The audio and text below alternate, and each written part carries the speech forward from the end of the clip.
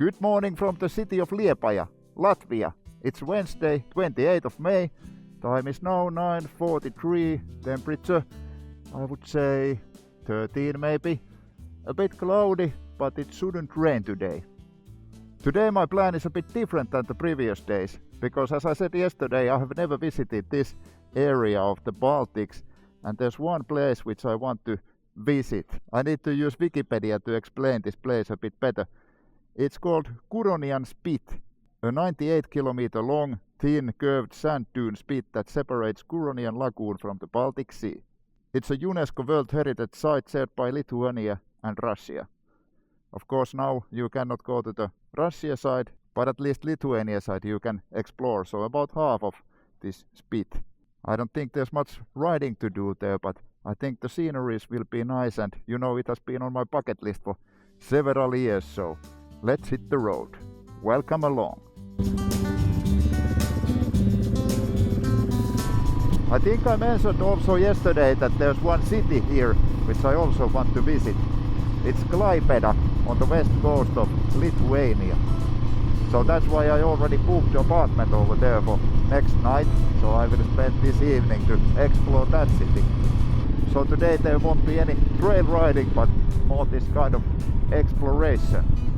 And then tomorrow my target is to continue again on the Trans-Euro Trail. But we will see how these days turn out. The distance from the city of Liepaja to the Curonian Spit is about 100 kilometers, and actually you need to go first to the city of Klaipeda, from where there is a ferry to the Spit. Somehow I had always thought that the Spit would be connected to the mainland of Lithuania. This is because the ferry crossing is so short that I hadn't noticed it on the map before planning the route there on the previous night. To have enough time to explore both the Spit and the city of Klaipeda, I just took the main roads towards Klaipeda and the ferry. Alright, we are entering Lithuania. Now. I completely messed up the entrance to Lithuania. There were lots of roadworks just before the border, and the road markings, for example, were quite incomplete. But luckily there was no traffic, no people there, so no harm done. This simply shows how you need to be alert all the time.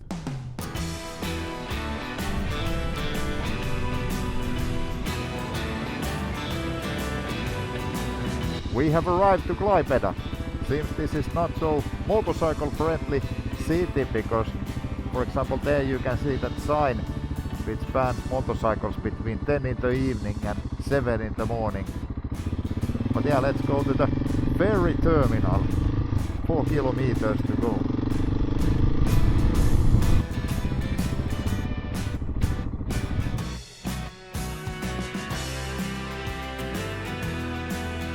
That's it.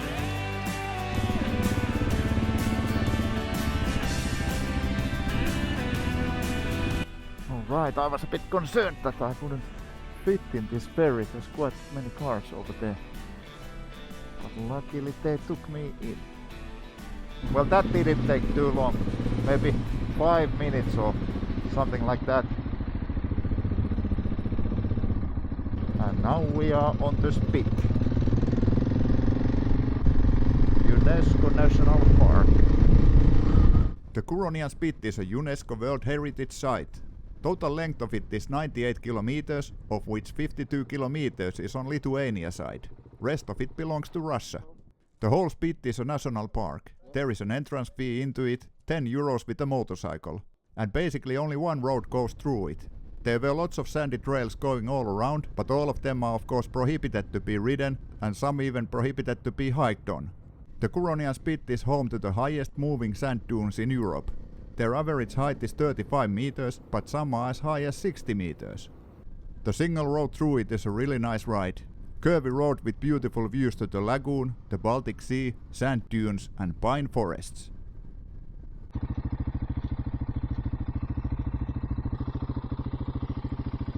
Okay, so this is what I came here for. The dead dunes. There you can see it. It's called the dead dunes because it used to be alive, but then sometime in the 17th or 18th century people started to plant this kind of trees and other vegetation here to stop it moving. because apparently it was burying fishing villages and other buildings under it when it was moving that way to the lagoon. And ever since then it has stayed still, and that's why it's called Dead Dunes. But alright, the lady in the ticket office said it's 1.3 kilometers hike to the top. It's 50 meters tall, so let's keep on moving.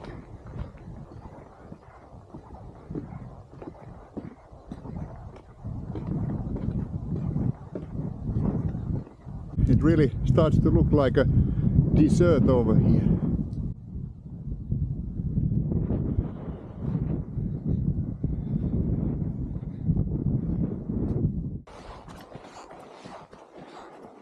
These boots are actually quite good in this soft sand. They are not taking any sand in. The grip is also quite good.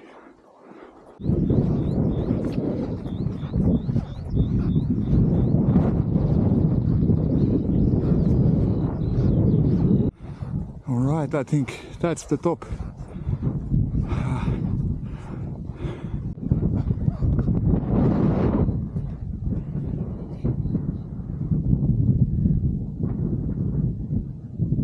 This is really beautiful.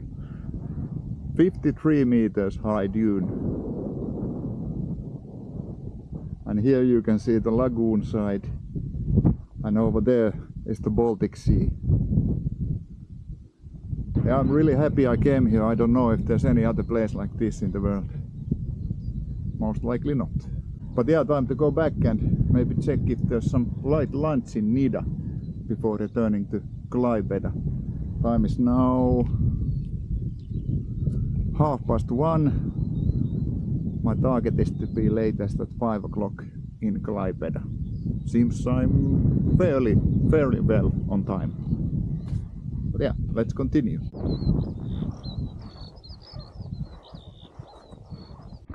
That was really beautiful place. Now let's go to the southern tip of this spit. Well, not the southern point, but where Russia starts. There's a village called Nida. Maybe I can have a light lunch over there. Time is now almost 2 o'clock and I'm starting to get a bit hungry. Okay, so this is basically as far south as you can go. Next from here is the border between Russia and Lithuania. There's Kaliningrad. Oh, it's still 86 kilometers away. Yeah, I won't go look at the border. Let's continue to Nida. This Nida seems to be a proper holiday village. Nida Marina.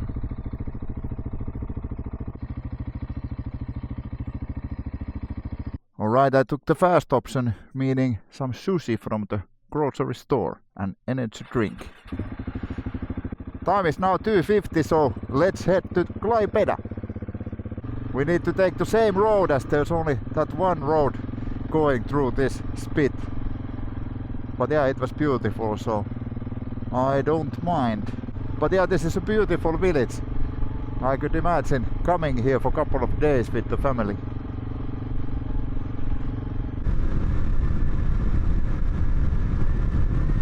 I still wanted to take a quick look on how the coastline looks here on the Baltic seaside. And seems it's what I expected, so only beach as far as the eye can see. Sandy beach, like a paradise beach. So beautiful place.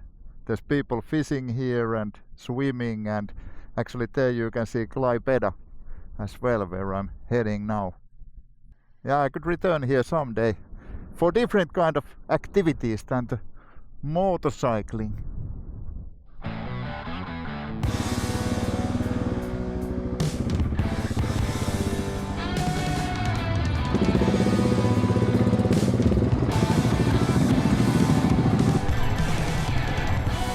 I think my apartment should be in that building.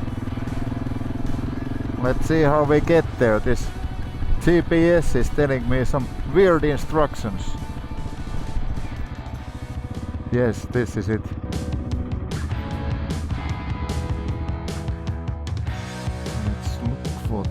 go.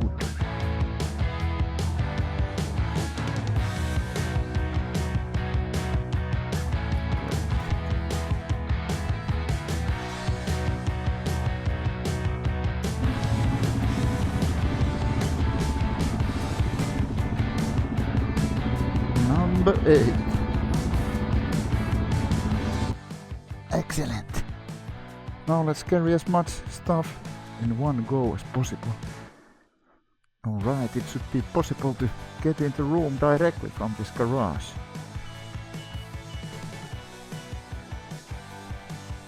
Here's the elevator. 5.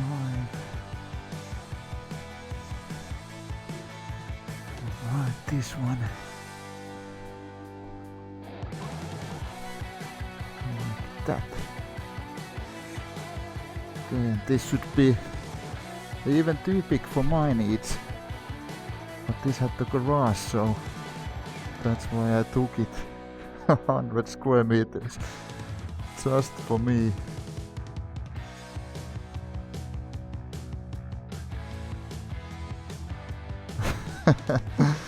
Oh, this is looking good. This is looking very, very good. 65 euros was the cost of this awesomeness. Let's get the rest of the stuff and then go to the city.